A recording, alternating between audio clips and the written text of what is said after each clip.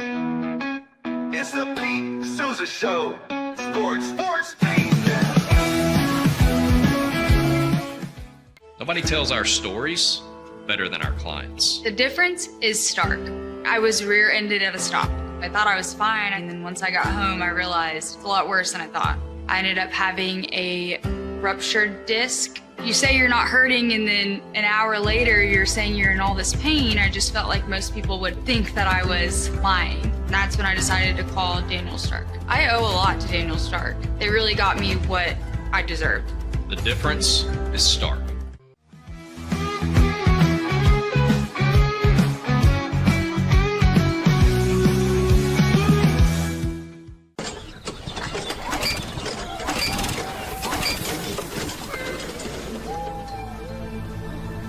Just use AMP-Pace.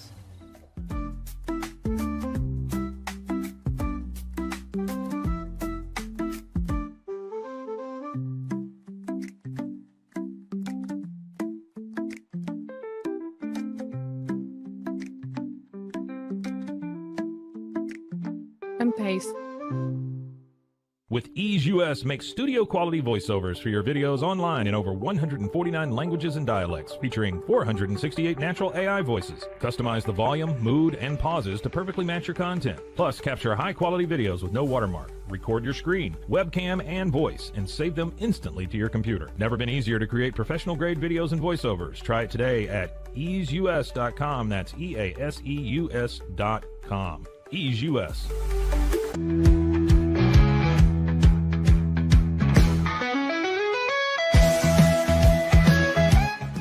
Since our founding, we've been revolutionizing hair removal with cutting-edge technology and a commitment to empowerment. The U-Like Air 3, launched in 2023, ushers in a new era of sapphire ice cooling technology, offering nearly painless hair reduction in just 3 weeks.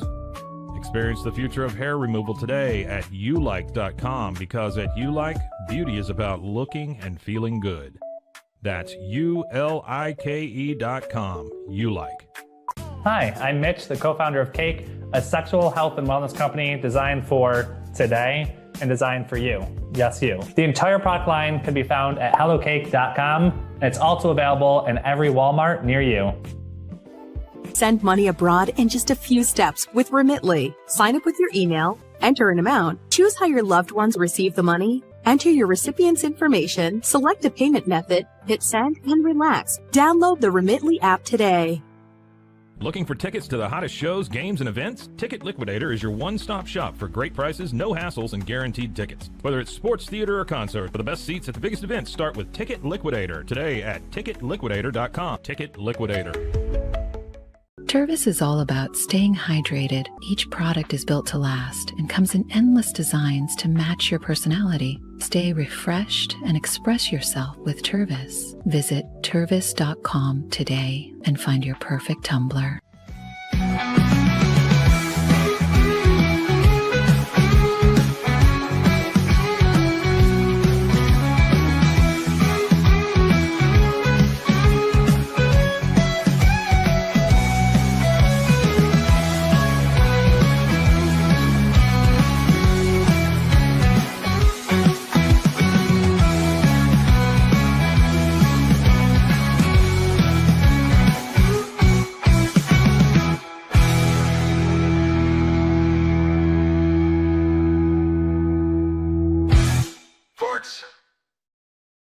Hold on, Cam. I'm going to put my headphones on so if we talk, it won't echo.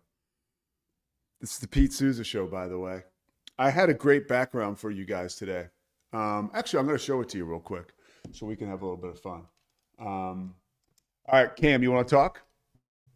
Do I want to? No, but it's the cross I have to bear here on 365 Sports. You got to talk. Got to talk. All right, hey, go away. I want to show the people what oh, my okay. backdrop. Now you want me to go. That I spent It's unbelievable. 20, 30, let's say 45 minutes working on yesterday. I'm embarrassed to admit how long, when I could have been preparing for the game I have tonight or this show. But I got like, here you go, guys. You ready? I thought this was pretty cool. But I guess it's not. I mean, you just can't, because look, then you move around. It looks janky. I I don't know. It just doesn't work. I admit I'm with Cam, so we're going to take it down.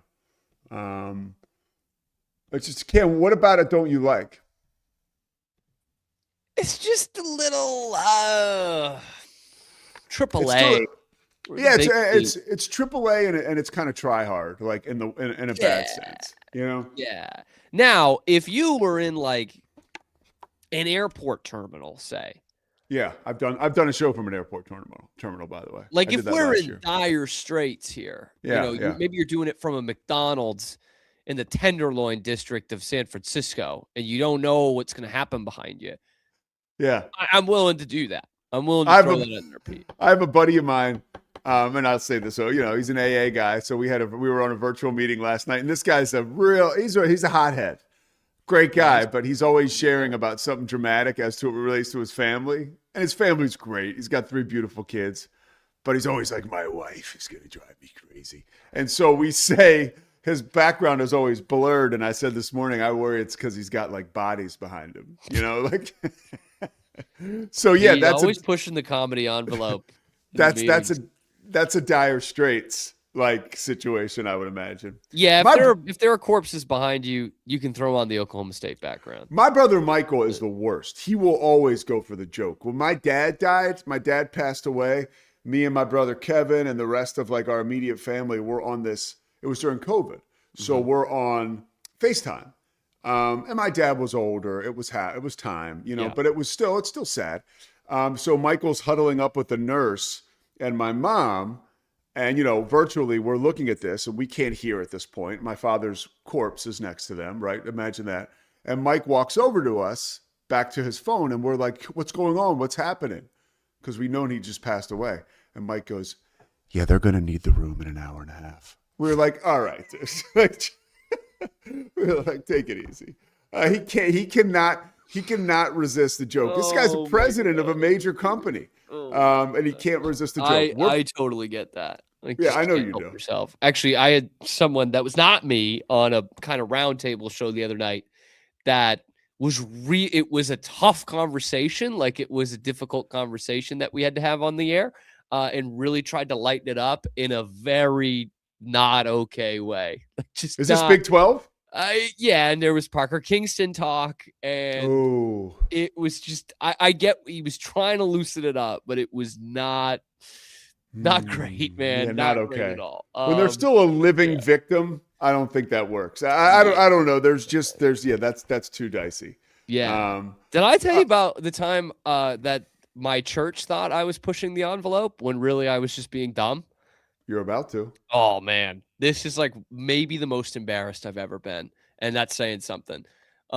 This was confirmation class in high school, so 9th grade, and it was right after the Patriots had beaten the Ravens to go to the Super Bowl. That was the second one they lost to the Giants, and Billy Cundiff shanked that field goal, 31-yarder that would have tied the game. Just absolutely shanked it last minute of the game, last seconds of the game.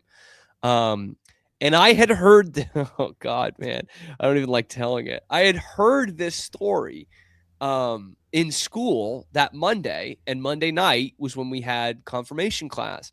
And they were asking at the beginning, like, who do you want to pray for? Like, what's a God thing that's happening to you? And I didn't have anything. Like, this is like my homework. I didn't think of anything. So like, I'm like the third person in line. I got to do it. And I said, I heard this story about Billy Cundiff, the kicker that missed the field goal, and that he tried to unalive himself. Oh my gosh. My dad told this about Rich Carlos after the Broncos lost to the Giants. And that he just couldn't kick the chair. And I was like, that must be God stepping in. And everyone's like giving this look. And the minister, the guy who headed it, was like the awesome guy, like just one of one. And he like waits a second and he goes, oh, I get it. And I was like, yeah, you get it? And he was like, you had me there for a second. I thought I would have heard about that on EEI, but I get it. Couldn't kick the chair. And I was like, oh my God. Like, it was like, I was like, wanted to crawl in a hole so bad. And like after everyone left, I like went up to Terry and I was like, "Hey, I didn't know that. Like, I didn't understand the joke." He's like, "I know you didn't. I know you didn't. It's fine." Like, he was so cool with it. But I was like, I really thought I had something there. Probably top 3 most embarrassing moment of my entire life. Never saw any of those people again, any of those kids again after that. But still, whew. My dad had a similar joke. Rich Carless missed a couple field goals, real short ones against the Giants in that Super Bowl in Pasadena. And my father, the unaliving thing again, said, yeah, he tried to do it, but he missed. He was wide left. All right, we're presented by Slovacics. And let's look. Sikora Family Ford. Hey. Crawford Austin Properties. First National Bank of Central Texas. Daniel Stark Injury Lawyers. We got a live read we're going to do for you today. Cam, we'll do it coming out of this first break. But that's hang tight because we got a little bit before that. Because we're going to talk about Baylor and the Baylor basketball program. And, my man, Wet Blanket 77. You don't need to be a wet blanket this morning. There's no fire to put out. The Baylor basketball program goes to Manhattan, Kansas yesterday to take on, obviously, a Kansas State program that's in free fall. Now, it's always tricky when a coach gets fired and an interim coach gets named. I mean, Baylor's not good enough to where you will call this a trap game, but it's a tough game. And there's a lot in play there, right? Funky stuff happens in those games. We've seen it. I've seen it over the course of my lifetime. I mean, I can't quantify this, but I would like to say in my brain, I think like 50% of the time when an interim coach is named after somebody gets fired, regardless of how good or bad the team is, they win those games. It's weird. A lot of times now it's a game that means nothing really late in the season. But last night, you're on the business end of a game you need to win. Joey Lenardi still had you in the conversation. It was like first 4 out, second 4 out. They were, like I have Oklahoma State, Kansas tonight. Oklahoma State is 72 in the net. I think Baylor was below that last night, but probably right around there. And now they wake up this morning with the program in shambles would be, I think, a stretch. Because let's not be too hyperbolic and too much of a prisoner of the moment, but it was really bad. And watching that game, first of all, the arena seemed kind of dead and, lifeless. It was almost one of those things where Mark Neely, a veteran broadcaster, is calling the game, and they opened the show and they introduced the game. And then Mark Neely, who's a Kansas guy who was accustomed to that arena, Bramlage Coliseum, which has now been labeled the Octagon of Room by Kansas State fans because of the lack of fans in attendance. He kind of laid out, and it was like and it was a telling silence. I'll say it was almost like a brilliant move by Mark, because when you're on TV, you don't have to talk the whole time. And he just kind of let you feel the environment. Now, it wasn't overly exciting, and I think that was sort of the point almost. He just laid out for like 30 seconds, which seemed like forever before the tip-off. And I don't want to call it a sterile environment, but it was not a scary place to play last night for Baylor. But I will say it was probably an environment that didn't even feel like a road game. It probably felt like a game at a neutral site. And I do believe sometimes that can cause you to come out a little flat. Completely different problem for Texas Tech last night. They play Arizona State at 10 o'clock Central Time, 11 Eastern. But let's stick with 10 o'clock Central because Lubbock is in Central Time Zone. That is an awkward start, but it's not like it's not doable. I called a game in Tempe last year where UCF went in there, 11 Eastern start, team from Florida. So it's 11 their time, and they won in overtime. So you can't, and I don't think Grant McCaslin's going to be looking at time. Maybe he will, actually, because these coaches do a pretty good job of campaigning for, the right start time and a functional situation where they feel like they can win in. And that's a tough one. But yeah, that's a story of college basketball and TV rights as long as there's been college basketball on cable television. But back to Baylor, the environment, sure. But it was bad. And I look at Baylor and the football and the basketball program on the men's side right now. And I was thinking last night, I was messaging with a Baylor alum who has really kind of backed off from taking in some of our media content here, Brian, who goes by Bear the Truth. And it's clear he's like really, he seems shattered as a fan. And I think he speaks for a real sect of the alumni because he's dialed in, dude. This guy, donates some dough. He's extremely active. This is it's a death nail. And I know that he's not the only one. There's a lot of people that are feeling some kind of way this morning that follow Baylor. He asked me, what do you think is going to be more difficult to turn around, basketball or football? Very quickly, I was like, I think the football will be much more difficult to turn around. I feel like that's almost like an oil tanker. Like the football is just so big. It can take a moment or two, especially since, unfortunately, if last night was the most recent bottom for the basketball team, with football, as Dave Aranda still being your head coach, I don't know, maybe we haven't seen bottom yet, right? I don't know, which is a scary thought. But last night, Cam, I want to pull up the box score, but I do want to get your immediate thoughts. You go on after the game, and you don't. It really hasn't been, as someone who covers the team, you're on the Baylor beat. Every game you do a show. No free rides, but I mean, we've really fallen off here. It's called Locked On Baylor. People actually watch. Check Cam out there. And this is the first time this year you have done a Locked On Baylor immediately following a game. And I think that's a window into one, you're burnt out. And two, and it's true. Sure, yeah. Dude, Locked On Baylor do you do a show every day? Every weekday, yeah. Every weekday. How many years have you been doing Locked On Baylor? It's 2.5 now. It's a grind. So I'm going to appreciate that. Yeah. It's a half-hour show. You got to come up with an angle every day. It's kind of like being a beat writer, but beat writers get days off. They do. A beat writer doesn't write a game story or a news and notes column every weekday. They just don't. Mm-hmm. Nowadays, they have to stay really active because of Twitter and online, but they don't have to do 30 minutes every time. So it's a hard job. But you were moved to do a live show last night during a lifeless Baylor season. First of all, why were you moved to do a show? And what was your messaging to the alumni and Baylor faithful that are picking up the pieces this morning? I couldn't not address this. This was really bad. And I didn't want it to just sneak under the rug, 8 p.m. Central Time tip-off. And maybe we're not all paying attention because there's 56 people in the stands in Manhattan.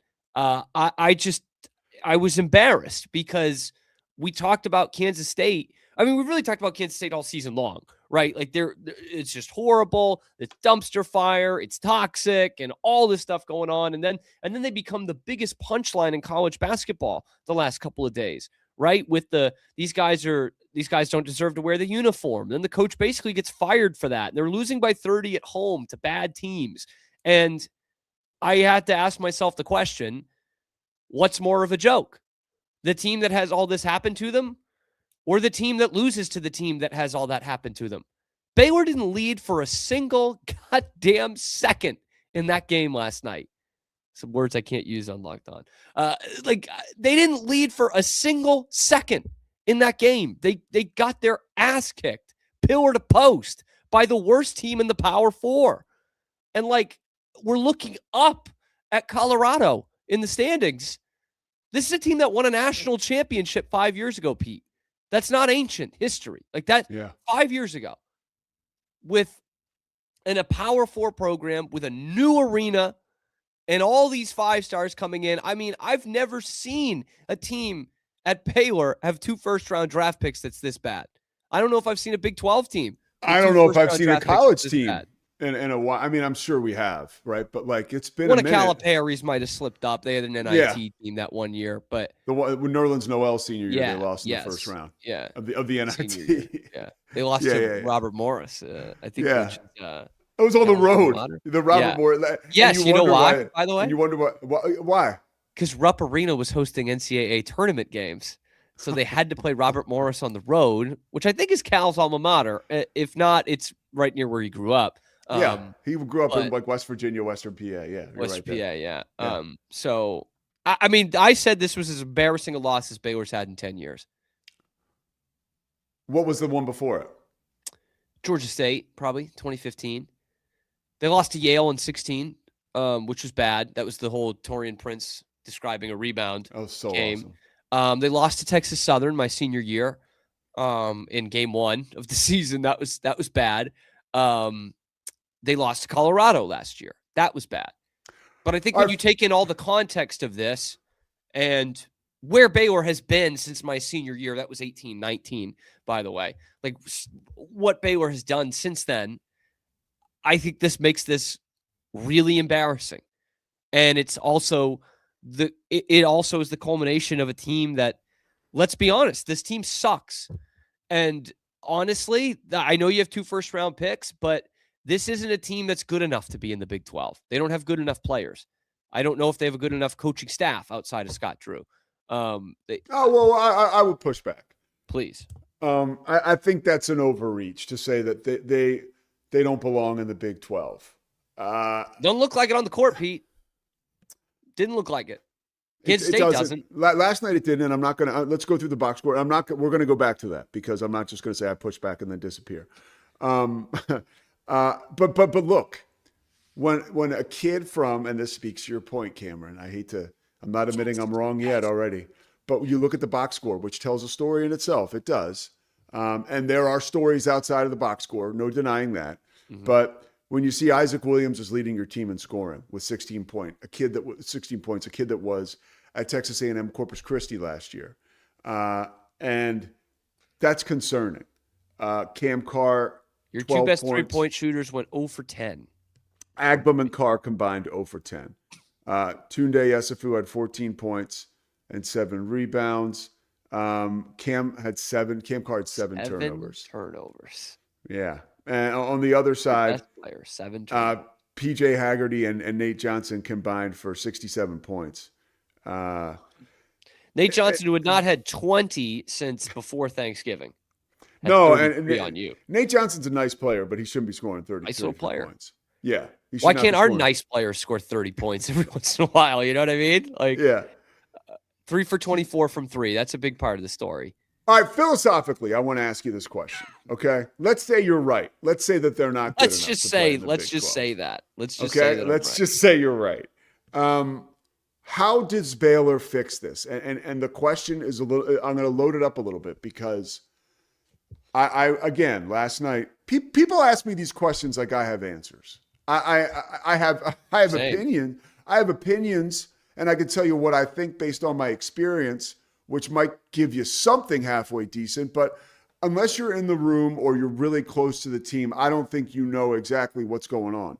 One thing with Kansas State that I think I appreciated that Gene Taylor didn't get into and nobody talked about was, I think it's quite possible, I think it's quite possible that there was like more going on off the floor that we don't know about too. Like the Mark Vital arrest, which I even hate bringing up because he's such a great guy. Well, my experiences with him, he's shown to be a great guy.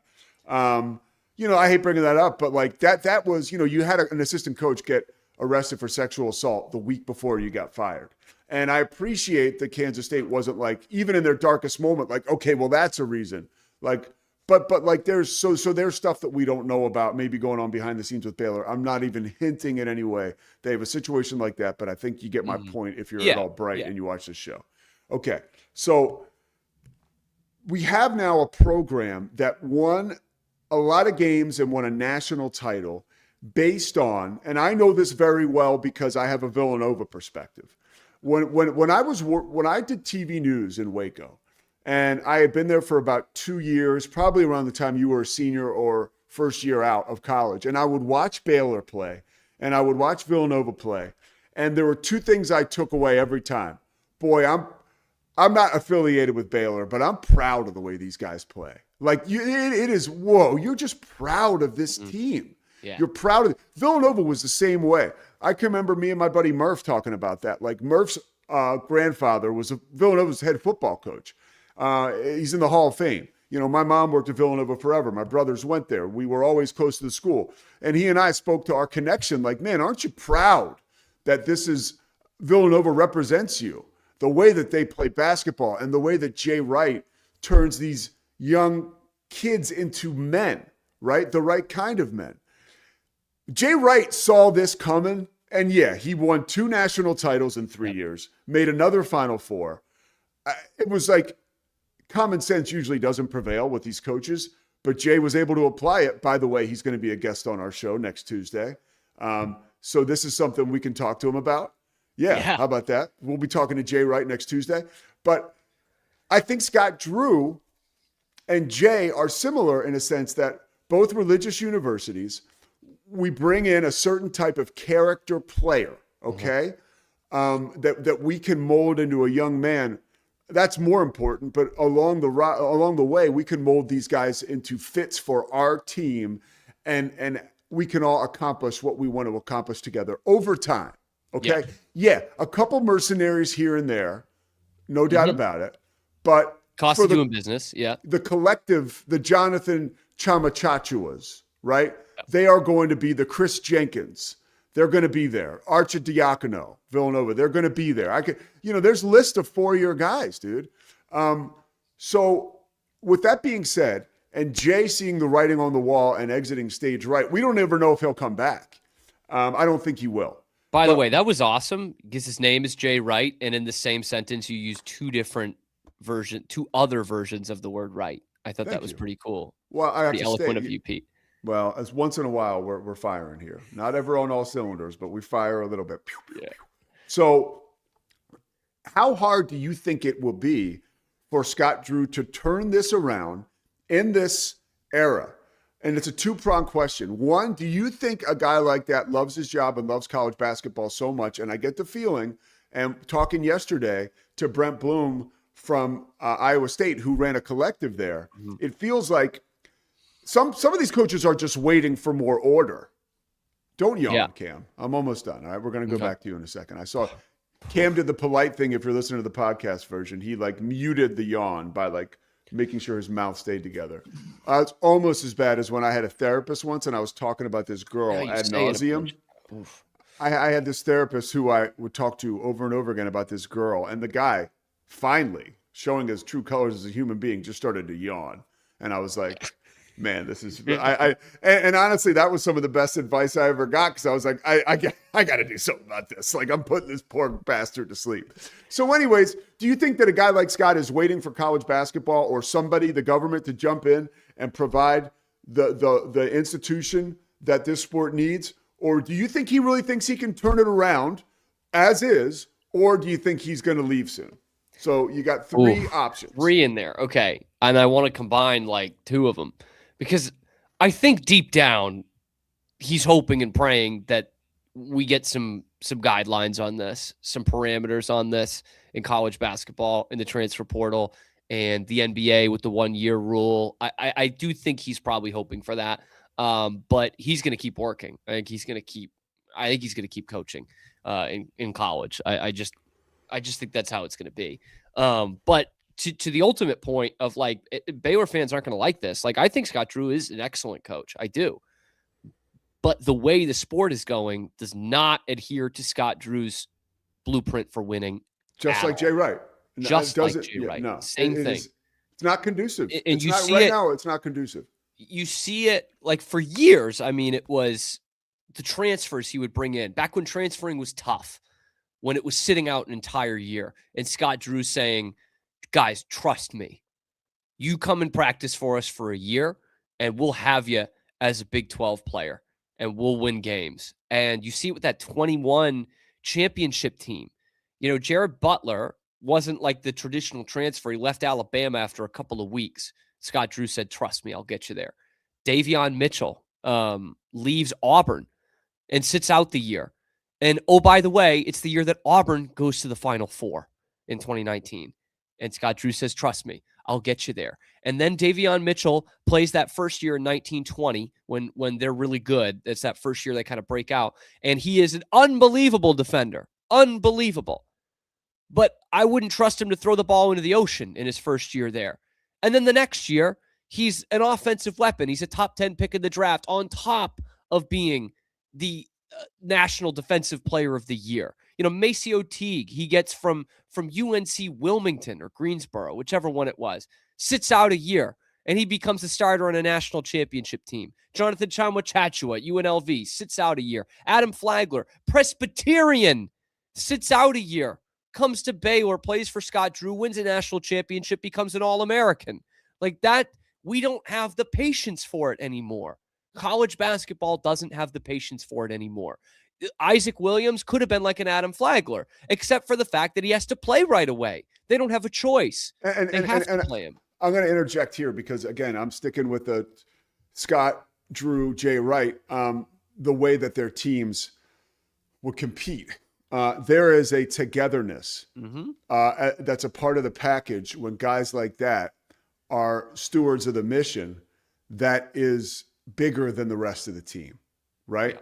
And you cannot put it in a microwave. You can't go bowling with your team over the summer and do a ropes course and go to dinner at the head coach's house every Tuesday for 8 weeks and think that you are going to have the same type of chemistry. Now you get an A+ for trying, right? You do. Like what else is a coach supposed to do? But is it even doable in this era? Could guys like Scott Drew, guys like, Jay Wright, who again kind of bowed out at the right time because he saw it coming down the pike. Again, we can ask him personally next Tuesday, but is it even doable anymore, Cam? You're telling me it's not. Yeah, I think for some guys it's not. Dan Hurley obviously finds a way to keep enough guys around. You know what I mean? He did it back-to-back national champions, which is wild that our first back-to-back in a generation almost was in the beginning of the NIL era. But he kept enough guys around. It's all about, I think, it's like it used to be. If you could drive it to the green, you'd be in good shape. But now it's like you need to have a hole in one, right? Like with Florida, with the kid Clayton. Like you got to hit on a special player who's going to be there for 1 year. A guy who checks off all the boxes and you stay healthy and, you've got a fourth option like we talked about yesterday with Iowa State. It does need to be perfect. Well, we're going to talk about this next segment, but I can dip into it now. Mm-hmm. Getting ready for this Kansas game. Kansas, and again, Kansas's bar for success is different than Baylor's. But like last year, a 7 seed, that was the lowest seed they'd ever had in the Bill Self era, right? And he'd missed the past few years on these big time transfers, right? And he did not miss this year. I mean, you bring in Darren Peterson, but he's amazing, but he's missed 11 games. And in his place to pick up the slack when he's not playing are Trey White and Melvin Council. 2 home runs out of the transfer portal. Melvin Council has proven to be like that special guy, like who's better at Kansas than he was at St. Bonaventure. That's what you're talking about. Yes. And we're not able to see that this year at Baylor. And, Tunde, McDonald's All-American, we thought he would be a killer. Cam Carr, same kind of deal. I think he was more of a pleasant surprise early on, but that's led to disappointment now during the regular season. They're not guys who are going to carry a team. They're both good players. They're both really good prospects, right? And, it's kind of like with VJ last year. It's the highest draft pick in Baylor's history, VJ Edgecombe. And you saw the flashes. You saw that he was a great player. And I'd get people in the comments section, bitching and moaning when he didn't score 30 points. I'm like, the kid's 18. You need someone else to score 30 points. You know what I mean? Like, he's not going to just put you on his back every night. Most freshmen, almost all, are not going to do that. It's you got to be perfect. And Baylor has been far from perfect in the transfer portal the last couple of years. That's going to happen when you got to replace your whole roster, I guess, like this past year, and you almost had to do that the year before. But Rob Wright left. Continuity. I do know Rob Wright left. We're done. And Rob Wright makes a difference on this team. He does. But he's not the Messiah. No, I don't know how big a difference. All right, we're going to take a break. You probably don't turn it over 18 times last night, for example. But you're right. Like I don't know. Dude, maybe he is that big a difference. A top 3 seed in the NCAA tournament. You know what I mean? To be fair, Cam, they turned it over 19 times. 19. Sorry, and I think Kansas State only did 18 or 17. So it's what did they shoot? 18, what did they shoot from 3? What did they shoot from 3? Who? Kansas State? No, Baylor. 13%. 13%. 3 for 24. All right, we're going to take a break. We're going to come back. We're going to preview Kansas and Oklahoma State. We're going to also talk about a major injury that happened last night in the Big 12 that not only affects the health of the conference, but also affects the way we look at March Madness. The Pete Sousa Show is presented by Slovakics. We'll be back after this.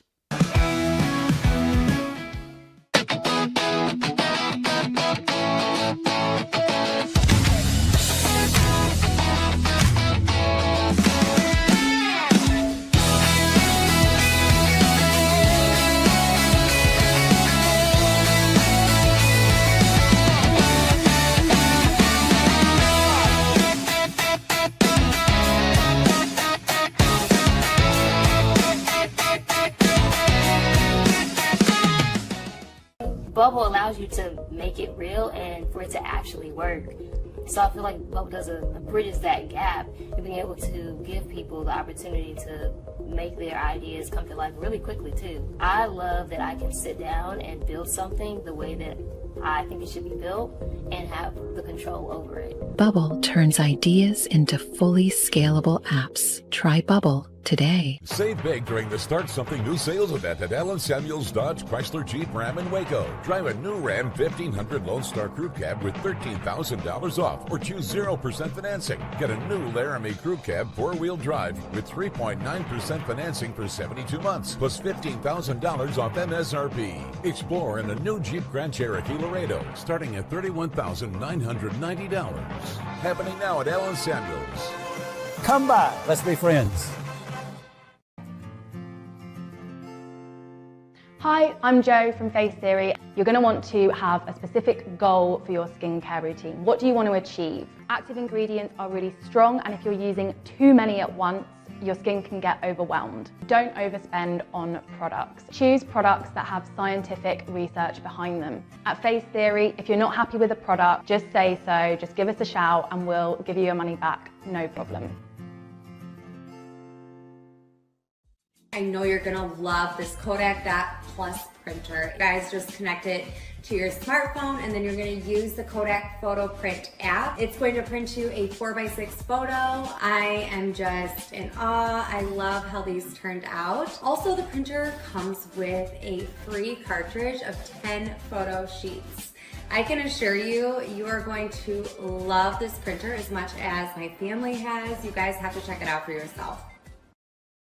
Streamline event and appointment booking with Amelia's sleek, modern, and fully customizable booking forms. Tailor the colors, fonts, and design to match your brand and seamlessly integrate with your WordPress website. Whether it's for events or appointments, Amelia makes booking simple, stylish, and perfectly aligned with your business. Enhance your booking experience today at WPAmelia.com. That's WPAMELIA.com. Amelia. When you learn a language with Babbel, you start a journey that takes you further and further. Anytime and anywhere you wish. It's easy and fun. Broadens your horizons and keeps your brain fit. A journey into new thoughts, new cultures, new adventures. So what are you waiting for? Start your journey with Babbel now. Go to babbel.com or download the app. BadCreditLoans.com is a pioneering service provider that has carved a reputation in the financial industry for its dedication to helping individuals with bad credit secure loans. By making timely repayments, borrowers can gradually repair their credit history, thereby increasing their chances of securing better loan terms in the future. BadCreditLoans.com serves as a beacon of hope for those with bad credit. Simple, fast, and reliable loan application process. And its commitment to responsible borrowing makes it a trusted partner in the journey towards financial stability.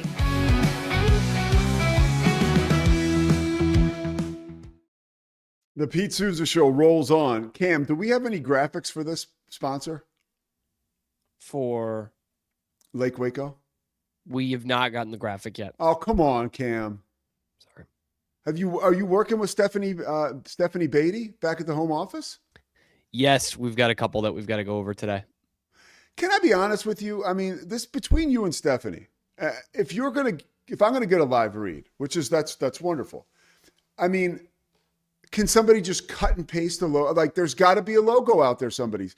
And we're not talking about the Chicago Bulls. Like, if we put up a logo that's not perfect, do we think that Lake Waco Golf Club is going to come knocking at the door and revoke the sponsorship? Cam?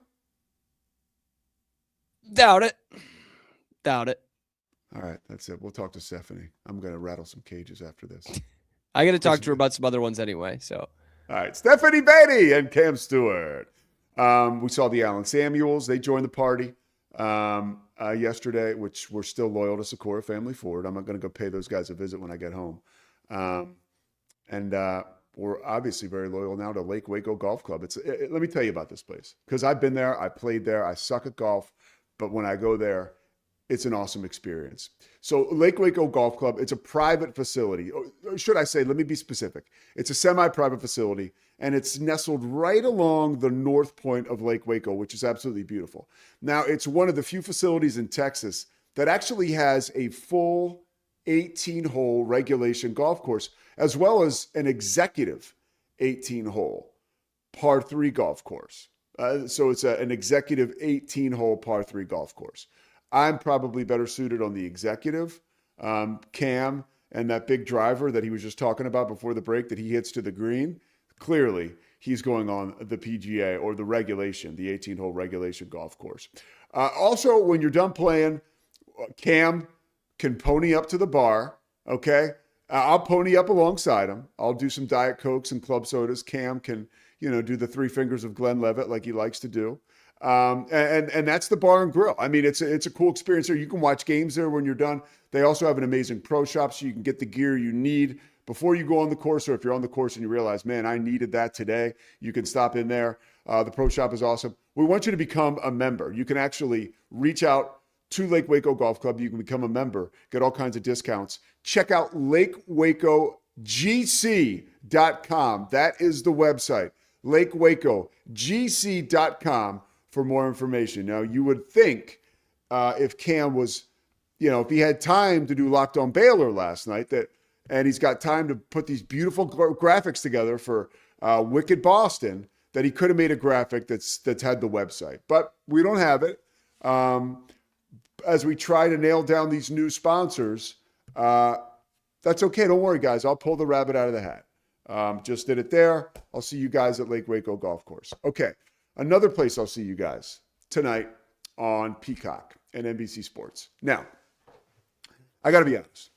I can't, it's not like for me to sit here, and I've been doing this for ESPN for 4 years now, like getting checks from like Bristol, like doing a Kansas game is freaking special. It's just special, and that's all I'll say. Doing an Oklahoma State game at Oklahoma State is special. And doing the two of them together blows my mind. So I am so stoked for tonight. And like, I really do. I prepare kind of like a psychopath, but that's because I'm insecure about my abilities. So the more I prepare, the more confident I'll be. And then you can watch me kick ass. That's kind of the formula, hopefully, right? But there's a couple storylines about this game that I just jumped off the page at me. One, Darren Peterson's expected to play tonight, okay? There's an issue, okay, with Darren Peterson and the coverage of Darren Peterson this year. Is that the logo? Yes. Okay. Maybe now it's not good enough. Now it's not a good enough logo for P. Let me see. Let me just blow my screen up. All right, it's a little better when you blow the screen up, but we'll work on it. Thanks, Cam. Just kind of shit rolling downhill today for you, huh? Don't want to say that word, by the way. So the Darren Peterson coverage is out of hand. And here's when I getting ready for these games, you know, as a play-by-play guy, you document the game, you bring numbers. For me, it's almost impossible not to just try to dig things up about these guys, positive things, so I can have cool stories to tell on the air. Because as a guy who used to do sports information and public relations, I used to visualize that my elevator pitch, if somebody asked me why I did it, was because you have guys who are misunderstood, and it's your job to put them out there and give people a perspective on these young men that they don't normally have, which I love doing. I've done it since I was a kid for fun. I did it when I was doing PR to get paid, and now I do it now to get prepared. But the BS that's out there about Darren Peterson is hilarious. And I have been part of it at times. Look, best ability is availability. You want to see him play. He's missed 11 games. All right, he's missed 11 games. That's something when you're drilling down and you're saying, is he going to be the number one pick? Okay, that aside, the kid's one of the best players in the country. By all accounts, he's like an amazing young man. And I look forward to seeing him put dudes in quicksand tonight. You know, like as Bill Self says, like the game really, it moves at a speed for him like it's in slow motion. And when you're 18 years old and you're playing in the Big 12, like that's not normal. And I do think, look, he's coming back off of, the hamstring stuff. I can't tell you with depth, like what that really is. He was sick last week. He had like all kinds of dental work done. I learned about that getting ready for this game, listening to Bill Self. And it's just like every time the guy makes a move, we've got to comment on it. And now the comments have become negative, and they're a part of this narrative that sucks.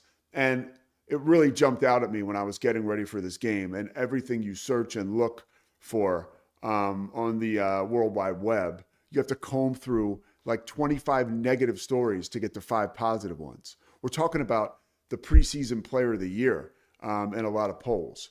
A guy who is fun to watch, a reason to watch, who will more than likely bless us with highlights and talent and wonderful play over the course of the next 10, 15 years, maybe 20, right? If he can hit a home run. But people want to harp on things that would only have him playing 2 or 3 years in the NBA. I'm going to choose Love today. One, because I'm fortunate to be calling this game, but 2, because Love wins, dude.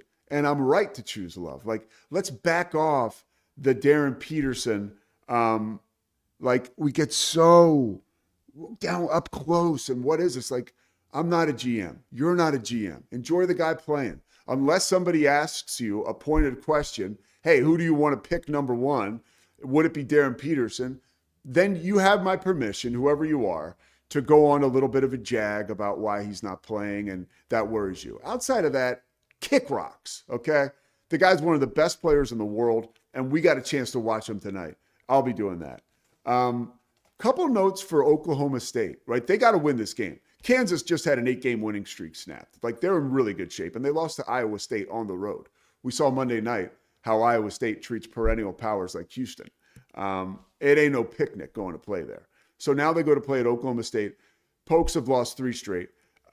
Steve Lutz is doing a tremendous job. A little stat about him that I found to be surprising. He's the first coach in college basketball history to lead 3 different programs that he's been at as a head coach to the NCAA tournament or the postseason in his first 4 years.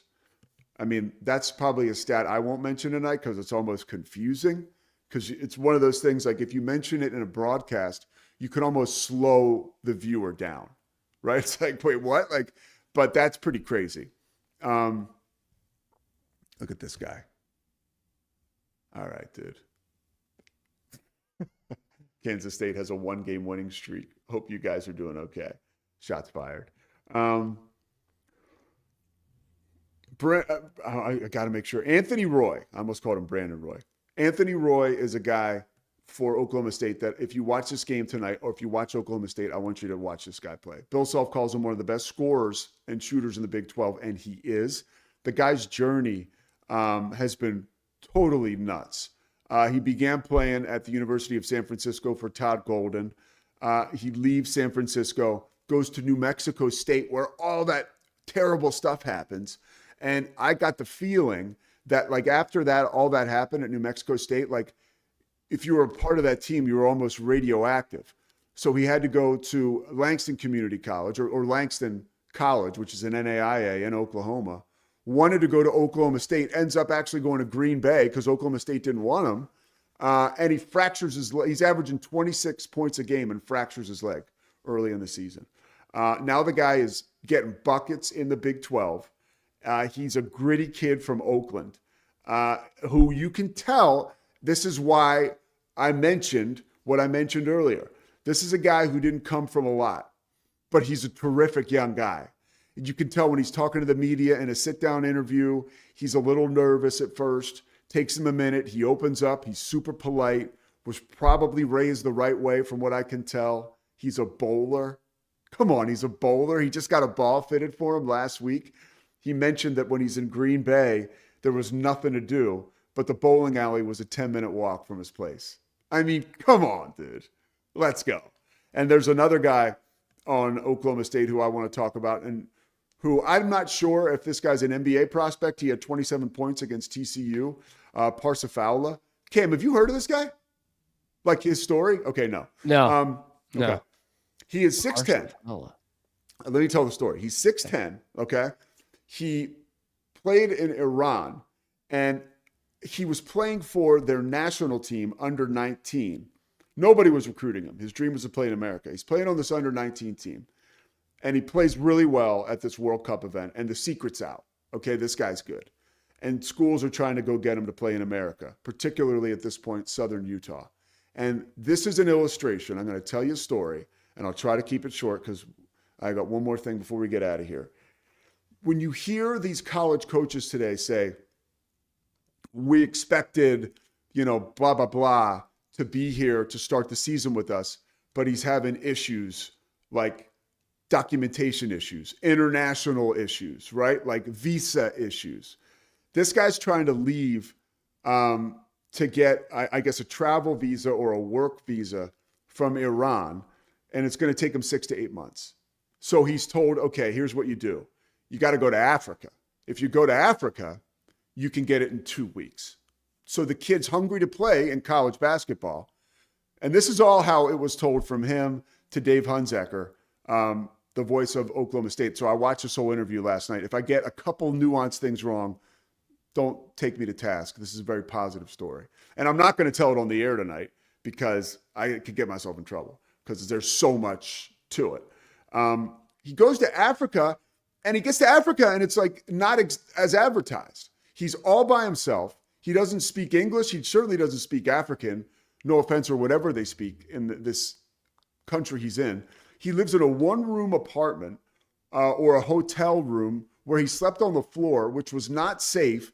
Every day he's waiting for the phone call. He's not getting the phone call. He's not getting the phone call. He's living on the floor. Finally, he breaks through, and there's a ton of other stuff that happened in between, including a guy who was like, if you take this bribe, like if you give me this money and your family gives me money, I will make it so I can speed up your process. Meantime, this poor kid is calling his parents, and they're like, hey, how's it going? And he's like, oh, it's great, because he doesn't want them to worry. He's like, it should be any day now. And then he arrives at Southern Utah, does his thing, shows up, goes to Oklahoma State, meets his wife. He's married, and he had 27 points against TCU on Saturday. Let's go. Another reason to watch. But also, for me, watching that story, I was like, man, it just makes you grateful for growing up in this wonderful country and having the opportunities that I was raised with. And it makes you think a lot about people from other places that do a lot with a lot less than I've been given the opportunity. So that game's tonight, a huge game for Oklahoma State in particular. They need it a lot more than Kansas. But for the Jayhawks, winners of 8 straight, losing to Iowa State on Saturday, Bill Self told the media on Monday, and we're going to shoot around in a little bit, so we'll have a chance to talk to him. But when the calendar gets to February, and then you're on February 18th, every single game, I don't care who you are, means more. Because if one loss becomes 2, now you're in a funk, and you got a couple weeks left in the season, and you don't want to have to do some kind of mini rescue mission to get the morale pointed in the right direction. So this is a big game for Kansas as well. Really looking forward to it tonight. You can watch it on Peacock and NBC Sports. It's a late tip on the East Coast, 9 o'clock, 8 o'clock here. We'll end with this. We want our superstars, our GOATs, right, to be out there for us. We want people who we've grown up with, right, like the Tom Bradys of the world, like the Michael Jordans, right, like the Patrick Mahomes. We want them to be accessible. And we want to enjoy, like Joe Namath is a good example. Like he ran into a little bit of turbulence, but like overall, like he's always been available and fun and nowhere near as prolific as the guys I mentioned ahead of him on the absolute like skill set of the sport scale, but just a notable figure who became sort of an ambassador for not only the game, but of football, but like to America. We want everybody to be like that. It's just not the case, right? Some people just don't have it in their personality.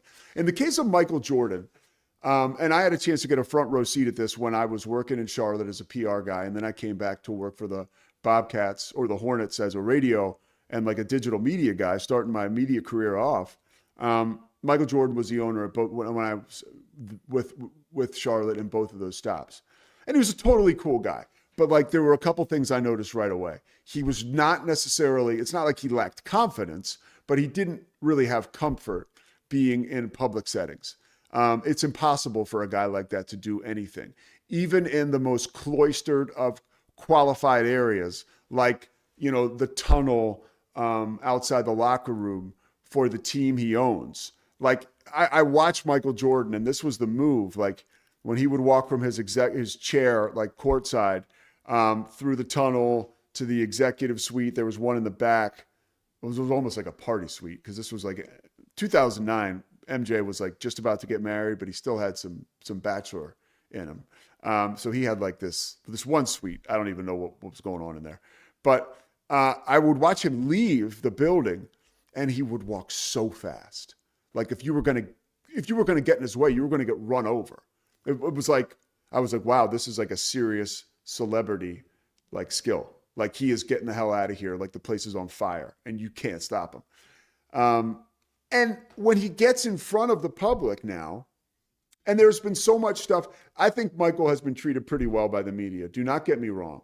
Almost a darling to a degree. But it was more controlled back then. And he understood the game. His greatness does not transcend the media landscape. The game is different now with the media. And it's very clear that he does not like the fact that anytime he sticks his head out, there's all kinds of people that are giving him SHIT about X, Y, and Z. Even most recently, like we all loved that he was coming to the Peacock table. And we were all so excited that he was sitting down with Mike Tirico. And then we couldn't wait to totally besmirch him for his effort and overpayment when we understood the details of this deal. Who cares? You're not paying him. Why do people care? Why was there a public outcry about that? I'll take anything I can get. It's not even like you're a fan of a team and he's chipping away at your salary cap. If NBC has to pay Michael Jordan $1 billion so we see him 4 times a year, it's really none of our business. But there's like a grudge held publicly around that, at least from what I saw. And then let's take it to Daytona. First of all, he's out there. He owns the team. It's a special moment for him. There was one thing that happened even prior to winning the race where I saw something on Instagram or social media where Michael Jordan's walking very quickly once again with a pack of people who are some like protecting him and others just kind of vultures. There's like sycophants, you know? And some media. But like there's a guy like off in the distance, I guess he's supposed to know, forgive me for not knowing the whole situation. And they're like, MJ blows off Cam Stewart. And the guy's like, hey, MJ. Jordan couldn't even hear him, and he just keeps rolling by. And people are like, look at this guy. He's such a piece of garbage. Like, and there's a million instances like that you can point to and say, well, no wonder this guy is not that available. No wonder he's not running to public appearances. And we lose. In my estimation, we lose. Because if Michael Jordan, even once in a while, was hopping on like a long form podcast, and we definitely got it, right? We got it with The Last Dance. And that was a beautiful thing. It was Michael Jordan unfiltered pretty much. Now you could say it was his vehicle and a documentary or whatever, but I love that. Well, now we're coming up. That was almost 7 years ago now, right? Like if Michael were to hop on once a year on like a long form interview that we could all access, I think we would really enjoy it, right? I'm not saying he's got to go Magic Johnson, but there's somewhere in between. And again, he's way more famous than Magic Johnson. Charles Barkley always would say, you know, and this was quite just after the playing career, like you go somewhere with Michael Jordan and people, he's the only player or personality Charles said he's ever been linked up with, and Charles has been linked up with everybody, that people go just to look at him. Just to, like, if you, kind of like Cam talks about with Larry Bird, people would go to his house in French Lick and watch him mow the lawn or fix you know, his mom's house. His home in Boston, by the way, where they his home in Boston. Yeah. And he would allow it, right? It was kind of like, he was like, this is like a thing you can watch me do. Yeah. Yeah. I don't think he announced the times or anything, but he was like, if you want to catch a glimpse of me, you could see me doing my yard work. Which is awesome. But so let's go to the video, Cam. And this was, to me, this video was disturbing because of how it was perceived. Now, here's how I perceive the context around it. Okay. First of all, all right, so this is the son, Bo, of the guy who won Daytona, okay? And MJ has been in this kid's life for, the kid's 6, for as long as he's been alive, okay? This is a post-game celebration moment, all right? Like, he's kind of like, at worst, the drunk uncle. That's to be at worst, right? And that's not bad. All right, we can stop playing the video, Cam. It's starting to feel weird. Are you trying to show it to me over and over again to make your argument? No, just a short video. Wanted you to get all your explanation in there. It's muted, so I can just put it up. So if you're listening, it's Michael Jordan, and it looks like he's grabbing the kid's like left like buttocks, but it's also a world where he's like fanning the kid, like fanning his shirt off. The angle's not good, so you could perceive it like you could really misinterpret it. And of course, good for MJ on this. He's not going to concern himself with this crap. He's not going to make any kind of statement or respond to it. But this is why, and if you can't see, I'm holding up the phone. This is why this stuff sucks. And I can say, and my fiance might disagree. Christy may disagree.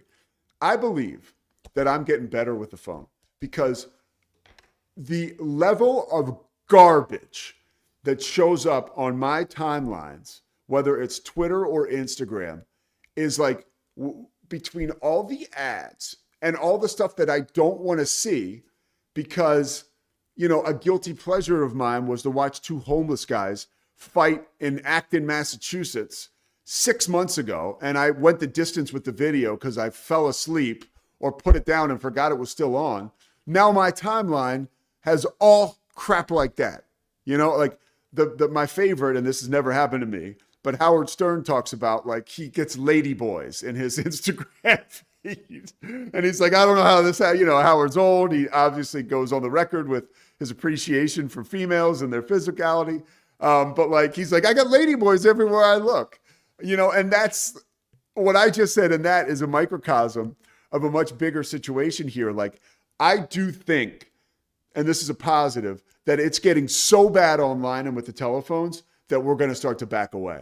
I believe that. Like there's still the endorphin bing when you post something and you get a bunch of likes, or we have videos here that are getting a lot of views. Like, yeah, it hits that thing. That's still very real. And that will bring you back to the tool. But it should be used as a tool and not a device to give you your pleasure dome satisfaction. So I do think videos like this and situations like this move me further towards the solution that this thing is crap, Cam. It's crap. Yeah. And I held the phone up again. And the MJ video, give me your interpretation of that, because you thought it was a little weird. Yeah, it looks weird, you know, from the optics of it. And the more you see it, the more you think, okay, he might just be grabbing the bottom of the kid's shirt fanning it off. Like clearly he's got the Gatorade bath or something. Like just it's wet. You know what I mean? Maybe they're fanning him off. But yeah, it's one of those like, I guess out of context, right? Where it's a weird angle. It's 10 seconds of him looks like he's grabbing his butt and then his leg. And it's just, it looks weird. It looks really weird. It's malpractice by whoever put the video up there. Okay, honestly, if it's somebody who's at all real, they should take their card away. Okay? Like credential, whatever. And I don't think it was anybody real because it seemed like a TV No, shot. I think someone just recorded it off their TV. But it's borderline criminal for anybody legitimate like yourself to add any air or to this whole, to add oxygen to this fire. It is complete, put your hands in your ears, Visser, bullshit. It is. It's complete. And what happens now is we, the public, lose because one of the best athletes we've ever known, and certainly in my lifetime, the guy, for his own reasons and maybe because he's selfish and he has other stuff going, doesn't want to be out there. But now why would you ever want to be out there? And we're putting videos up there that are trying to make him look like Jerry Sandusky. It's complete BS. And honestly, like I'm passionate about this. I'll get over it in 1 second. But I do think it's complete BS. And to put it out there and have it even move at all in that direction is crap. And I'm not doing inventory and seeing who's retweeting because it doesn't matter. Nobody cares what I think. But I guess to me, right, this anger comes from fear and disappointment. I guess I'm just fearful that our society, that we're running off the greats. Why are we running off the greats? Why? Run out of stuff, Pete. Run out of stuff, man. We need to be That's pretty stimulated good, every second of the day. You know, that's why. I mean, that's it. I saw it with Brady for years, man. Like just remember him? Brady Remember did. like kissing his kid on the mouth, saying goodnight? It was the first thing I thought of, man. First thing I thought of. That's such crap, dude. And I'm just like, that one was like, I don't know, man. Why are we? Why was he doing that Brady do that special? with my dad? No, like I Yeah. wasn't. But like, I don't know. Like, are we telling this guy how to live his life, parent his kids? You know who could be a good person to talk to about this whole Jordan, the whole meta of it, of like why we don't hear from Michael and stuff. We do have a guest tomorrow, Pete. Judd Bushler. Pretty well. Cam, thank you very much. We will ask Judd Bushler, NBA champ and former Arizona Wildcat. We won't go deep into it, but we will ask him about why maybe Michael is a little dodgy in public and if stuff like that, just the reaction to him going anywhere has something to do with it, right? There we go. This guy is a producing machine. Chris Visser weighs in and says, just a reminder, Michael's teammate, all caps, Judd Bushler, will join you tomorrow. And I'm calling the game tonight with one of Judd's old teammates at Arizona, Matt Muehlbach. So I'm looking forward to that. I'll talk to him a little bit about Judd. Last thing, Cam, JT Toppin was injured last night. Do we know the severity of the injury? No. Is it serious? Let's see. I haven't seen anything, but granted, the last time I checked was before the show. Okay. And Grant McCasland probably comes from the Scott Drew school of day to day. Okay. Scott Drew had a couple of guys that were day to day for entire seasons. All right, here's the most. Yeah, who was? Gosh. Yeah, just injured lower leg. Who was our guy? Who was our guy? The sixth man. Cryer was one. Well, LJ was one, but there was for another. like 2 months, and then 2 years ago. 2 years ago. Yeah. The hamstring. Georgetown. Langston Love. Yes, Langston. And then there were rumors like Langston wasn't playing because he wasn't getting the dough. That Yes, I did hear about that. That got kind of crazy. NIL checks weren't clearing. I went to shoot around, and he was just sitting there in plain clothes, like not doing anything. And I was like, it felt like a strike. You know, I was like, whoa. Yeah. Okay. Arms folded and everything. Yes. Okay. Let's get to this Toppin story, and then we'll bounce. Texas Tech star JT Toppin left Tuesday's game against Arizona State with around 6 minutes left with an apparent leg injury. So unless you were up till 1 a.m. on the East Coast, you didn't see it live. The reigning Big 12 Player of the Year. He's a first-round pick for sure. He had 20 points and 8 rebounds before the injury. And if you think about it, right, they lost the game 70-67, and the loss was far less concerning than this injury, I can tell you. He was attempting to drive the lane in transition, but lost his balance and had the ball blocked out of bounds. He stayed on the ground for a period, holding his right leg, and he asked for the trainer, Mike Neal, to come over and help him. Watching the scene this morning, it was gut-wrenching. And Grant said, it's hard to say until we get it looked at closely, but I just know he's really disappointed. He's such a competitor. We'll get back and get him looked at. So I would expect more news about that a little later on today. Texas Tech a projected 3 seed right now. All right, well, that'll do it for today. Cam, wonderful spending time with you. And Wicked Boston today. What do we got? Yep, we've got a whole show. Whole show today, Pete. Oh, there's one thing I did want to talk to you about, and we'll cover it tomorrow. We'll cover it tomorrow. But and I know you'll come like a heat-seeking missile on this. Jason Tatum, like, did we just like last year he gets hurt, and it's like, okay, we won't see him at all next year. They're sweeping, that's it. Which at the time I even thought, hang on, it's 2025 at the time. Like, and now it's like there's all this stuff bubbling, like is he coming back? Is he not? Like, so I want to talk to you more about this tomorrow. Sure. All right. Sure. Like what Jason Tatum's availability looks like, and the timeline and the changing in the timeline. There was scuttlebutt around the fact. That could be huge, man. That could be huge for the Eastern Conference if he's back. It could be huge if he's back. And because we lived in a world where so long we've just been like, well, Boston and Indiana, forget about them because Halliburton and Tatum are out. Well, you know, that's why we play the games, and that's why we actually live in the real world. Yeah. Right. And it's the only thing somehow after winning, you know, an NBA championship, gold medal, all these first team all NBAs, it's really this that has given Jason Tatum the national media respect. Like, oh, if he comes back, it changes everything, which is kind of what I'm going to talk about a little bit on the Wicked Boston show today. Not about Tatum, though. I'm going to make the argument that Bo Nix snapping his ankle in the AFC divisional round is the best thing that's ever happened to him PR-wise, because now all of a sudden he's so good and he's better than Drake May. And boy, I would take Bo Nix as my quarterback over Drake May in a second. Oh, I can't wait to just put that one through the sieve this afternoon. We're going to have Jackson Roberts of Sports Illustrated come on, talk a lot of Red Sox, man. There's all kinds of stuff boiling up with Red Sox ownership, how distant they are with the fan base, whether the team actually got better. So we'll talk about that. And the Patriots promoting Zach Core as their full-time offensive coordinator. Kind of a weird situation. Real DC had cancer. Zach Core comes in, calls the plays, has a great season, and now they're trying to keep them both on the staff. So interesting promotion within the Patriots. And that's why Wicked Boston is awesome, because it's having me as the host. It's a local show that covers Boston, because if you wake up this morning and you turn on First Take or even Sports Center, they're talking about the NFL and they're talking about the franchise tag. Mm-hmm. They're barely talking about college basketball. They're talking about the NFL draft. It's like a Red Sox town. And that's why baseball is pretty cool in its own right, because it's romantic and it's local. Like in Boston, they're stoked about the Red Sox.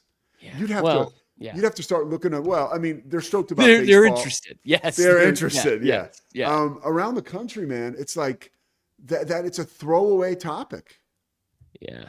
Yeah. That's until September or July 30th. You know, you get trade deadline stuff. But yeah, it's like everyone checks in on opening day, and then 25 cities check back in at the trade deadline. Yeah. You know, there's some that do get in the weeds every day. Boston's one of them. Small request for you today. If you can do a short about the Jordan thing, but just don't make me look crazy. Try not to make me look psycho. All right. Damn it. Yeah. It's my favorite kind of short. But if you want to, go ahead. All right. That's it. Cam, you're the best. We'll see you guys tomorrow. The Pete Sousa Show. I leave here at 6 a.m. tomorrow. So I'll be back in Flower Mound. You know, we'll do the show at 10. I'll probably be on fumes, but Judd Bushler, baby. Let's go. We'll be there for you. The Pete Sousa Show rolls on tomorrow. Have a great day, everybody. It's the Pete Sousa Show. Sports. We definitely love our relationship and love Extraco. It's been an amazing experience. They made the PPP process easier. They were reaching out to me saying, what can I do to help you? That made a huge difference because my stress level, when we shut down, to afterwards was night and day. Our experience with Extraco has been phenomenal since the very beginning, so we love Extraco. Nobody tells our stories better than our clients. The difference is stark. I was rear-ended at 70 miles an hour. I was injured, had a concussion. The insurance company, they delayed. They were playing games from the initial conversation. They weren't going to help me. The biggest thing I learned through this is that you can't go through this alone. I called Daniel Stark. They were going to help me and everything was going to be all right. Daniel Stark got me 10 times the insurance company offered. The difference is stark. Nalgene Outdoor has been your trusted companion, fueling adventures and helping protect the planet. We're committed to reducing waste, improving access to clean water, and providing simple, safe, and sustainable products for you and your family. NALGENE.com.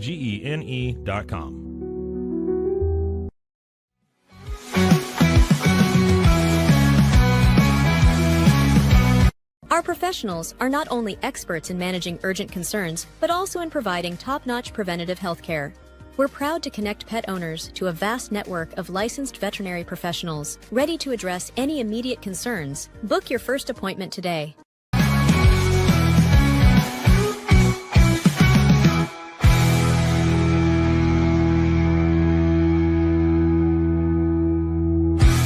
Forts. This has been a Rogue Media Network production.